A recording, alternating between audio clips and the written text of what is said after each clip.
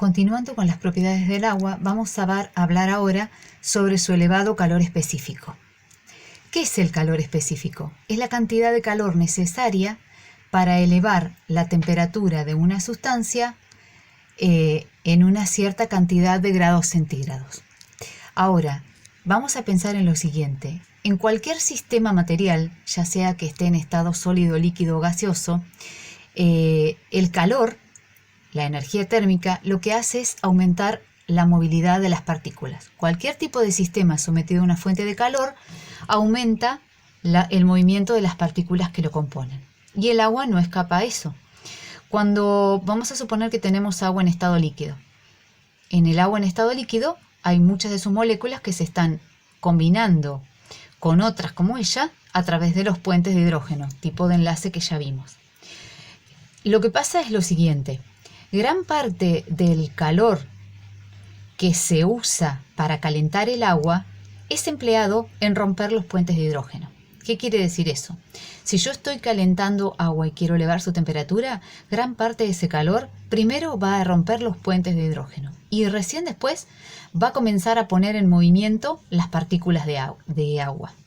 Entonces, comparado con otros líquidos, la cantidad de calor que puede absorber el agua es mucho mayor. Justamente ¿por qué? Porque ese calor es empleado también, además de comenzar a mover las partículas, es empleado en romper los puentes de hidrógeno.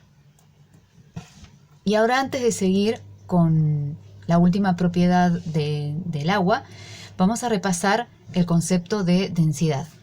La densidad es una propiedad intensiva. Eso quiere decir que el valor que tiene no depende de la cantidad de materia considerada, pero es la combinación de dos propiedades extensivas, la masa y el volumen. ¿Cómo podemos interpretar esto? Es la cantidad de masa contenida en un centímetro cúbico de esa materia. Vamos a poner un ejemplo. En el agua líquida, en un centímetro cúbico de agua hay 1 gramo de agua, ese gramo medido en masa. Si hablamos de la densidad del hielo, en un centímetro cúbico de hielo, esto es la magnitud es el volumen, ¿sí? La masa que se relaciona, que mejor dicho entra en un centímetro cúbico de hielo, es 0,9 gramos de agua. ¿Eso qué quiere decir? Que la densidad del hielo es menor que la densidad del agua líquida. Y les voy a poner un ejemplo para que lo entiendan de manera más sencilla. Si ustedes tienen que ir a la playa, por ejemplo, y quieren llevar el agua congelada, ¿qué precaución tienen que tener cuando guardan el agua en una botella en el freezer? Seguramente me van a decir que deben no pueden llenarla toda la botella, porque si la llenan toda, es muy probable que la botella explote si es de vidrio o se rompa si es de plástico. ¿Y por qué ocurre esto? Vamos a pensarlo. La cantidad de materia que se colocó en la botella es determinada. Yo coloqué una cierta cantidad de materia. Si al agua la dejo a temperatura ambiente, o la pongo en la heladera pero no en el congelador, el volumen que ocupa esa determinada cantidad de agua no va a variar.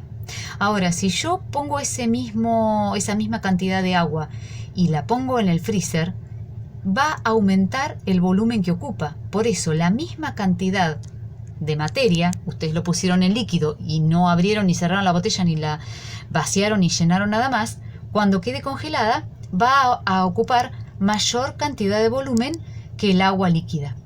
¿Y eso qué significa?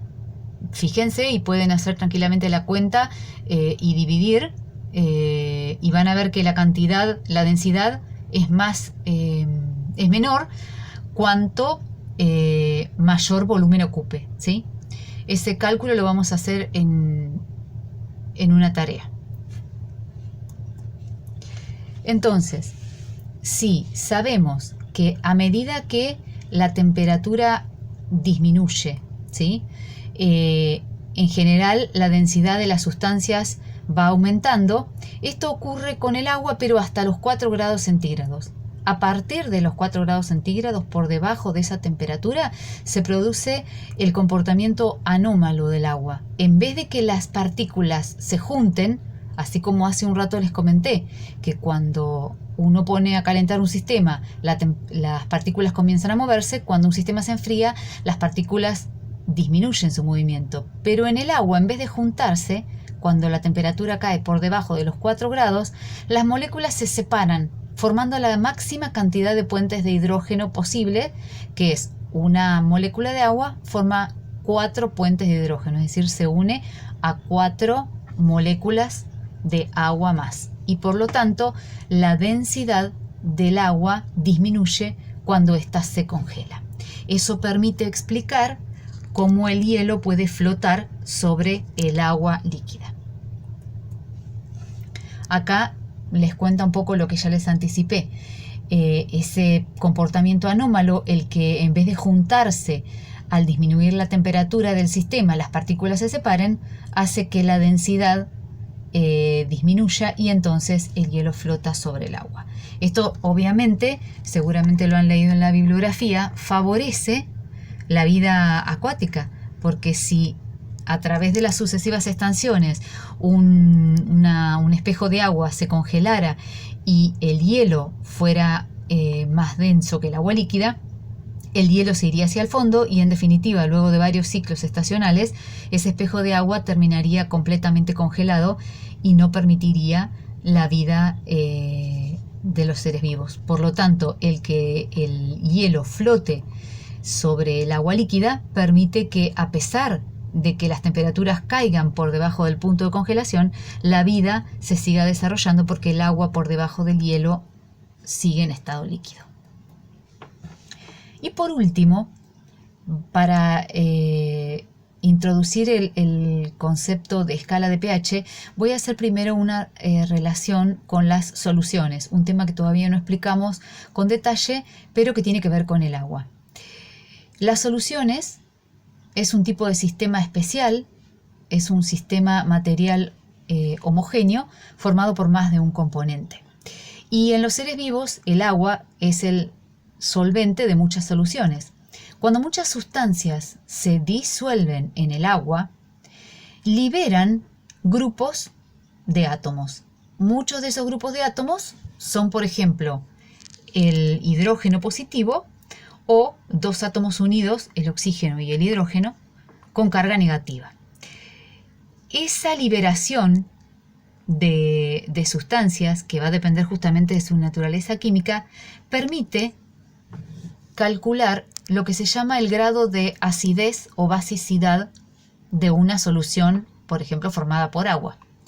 Esa escala de pH va desde el valor 0 hasta el valor 14, siendo 7 lo que se conoce como pH neutro.